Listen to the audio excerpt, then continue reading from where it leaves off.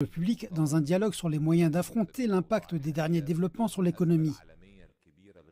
L'Égypte a connu des développements critiques depuis 2011, 2 soulèvements, des mesures d'austérité agressives et 2 événements majeurs, à savoir la pandémie et le conflit en cours en Ukraine. Soyons honnêtes, chacun de ces événements peut à lui seul provoquer une récession aiguë dans n'importe quelle économie.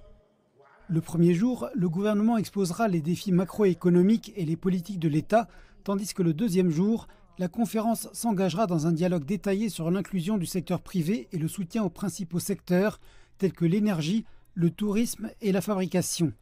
Le dernier jour des réunions, les autorités devraient annoncer une feuille de route pour l'économie.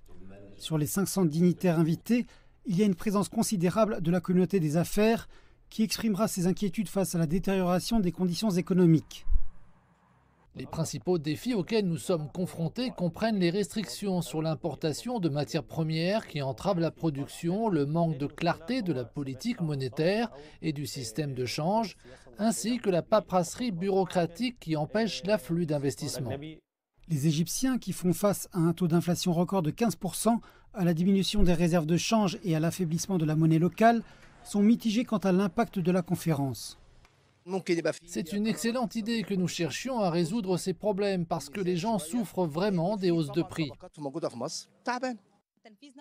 La mise en œuvre est cruciale. Si les recommandations sont appliquées correctement, alors ce sera bien. Sinon, comme d'habitude, il n'y aura que des discussions à la conférence et rien d'autre.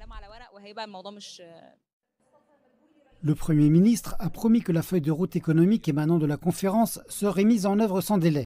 Nouveau drame des armes à feu aux États-Unis. Ce lundi, un ancien élève a fait irruption dans un lycée de Saint-Louis dans l'État du Missouri. Le jeune homme a tué un professeur et un élève.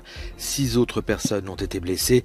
Le tireur âgé de 20 ans a été tué par la police lors d'un échange de coups de feu. Selon des témoins, des vies auraient été sauvées après que l'arme du tireur se soit enrayée durant l'attaque.